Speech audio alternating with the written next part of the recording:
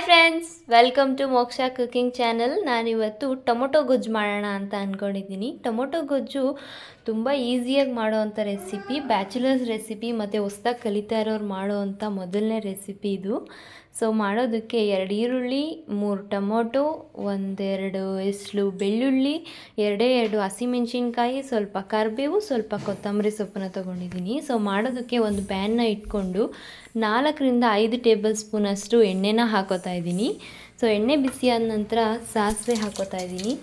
ಸಾಸಿವೆ ಚಿಟಪಟ ಅಂದ ನಂತರ ಇದಕ್ಕೆ 2 ಹಸಿಮೆಣಸಿನ್ಕಾಯಿನ ಉದ್ದುದ್ದಕ್ಕೆ ಕಟ್ ಮಾಡಿ ಹಾಕೋತಾ ಇದ್ದೀನಿ. ಮತ್ತು 2 ಹೆಸರು ಬೆಳ್ಳುಳ್ಳಿನ ಸಣ್ಣದಾಗಿ ಹೆಚ್ಚಿ ಹಾಕ್ಕೊಂಡಿದ್ದೀನಿ.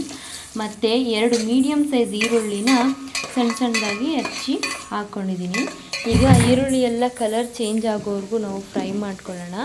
ಈ ಟೈಮಲ್ಲಿ ಇದಕ್ಕೆ ಕರ್ಬೇವಿನ ಸೊಪ್ಪನ್ನು ಸೇರಿಸ್ಕೊತಾ ಇದ್ದೀನಿ. ಕರ್ಬೇವಿನ ಸೊಪ್ಪು ಈರುಳ್ಳಿನ ಚೆನ್ನಾಗಿ ಫ್ರೈ ಮಾಡ್ಕೊಳ್ಳೋಣ. ಈಗ ಈರುಳ್ಳಿ ಎಲ್ಲ ಕಲರ್ ಚೇಂಜ್ ಆಗಬೇಕು, ಅಲ್ಲಿವರೆಗೂ ಇದನ್ನು ಚೆನ್ನಾಗಿ ಫ್ರೈ ಮಾಡ್ಕೊಳ್ಳೋಣ. ಸೊ ಈಗ ಕಲರ್ ಚೇಂಜ್ ಆಗಿದೆ, ಈರುಳ್ಳಿ ಎಲ್ಲ ಬೆಂದಿದೆ. ಈಗ ಇದಕ್ಕೆ ಸಣ್ಣದಾಗಿ ಹೆಚ್ಚಿಟ್ಕೊಂಡಂತಹ 3-4 ಟೊಮೊಟೊನ ಹಾಕೋತಾ ಇದ್ದೀನಿ. ಸೊ ಟೊಮೊಟೊನ ಹಾಕ್ಕೊಂಡು ಈ ಟೊಮೊಟೊನೆಲ್ಲ ಚೆನ್ನಾಗಿ ಬೇಯಬೇಕು, ಇಲ್ಲ ಅಂತಂದರೆ ಹಸಿ ಸ್ಮೆಲ್ ಬಂದುಬಿಡುತ್ತೆ. ಸೊ ಟೊಮೊಟೊ ಬೇಗ ಬೇಯೋದಕ್ಕೋಸ್ಕರ ಇದಕ್ಕೆ ರುಚಿಗೆ ತಕ್ಕಷ್ಟು ಉಪ್ಪನ್ನ ಹಾಕೋತಾ ಇದ್ದೀನಿ. ಉಪ್ಪು ಮತ್ತು 1 ಚಿಟಿಕೆ ಅರಿಶಿನ ಕೂಡ ಹಾಕೋತಾ ಇದ್ದೀನಿ.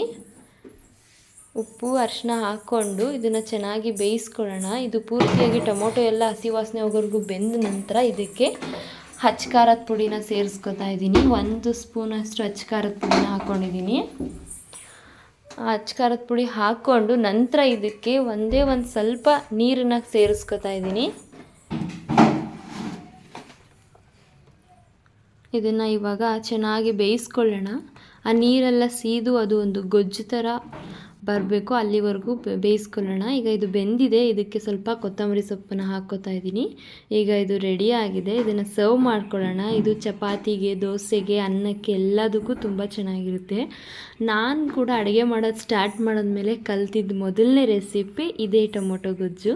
ನಾನು ದೋಸೆ ಜೊತೆ ಸರ್ವ್ ಮಾಡ್ಕೊಂಡಿದ್ದೀನಿ. ಈ ವಿಡಿಯೋ ನಿಮ್ಗೆ ಇಷ್ಟ ಆದರೆ ಲೈಕ್ ಮಾಡಿ, ಶೇರ್ ಮಾಡಿ, ಕಮೆಂಟ್ ಮಾಡಿ. ದಯವಿಟ್ಟು ನಮ್ಮ ಚಾನಲ್ನ ಸಬ್ಸ್ಕ್ರೈಬ್ ಮಾಡಿ, ಸಪೋರ್ಟ್ ಮಾಡಿ. Thanks for watching.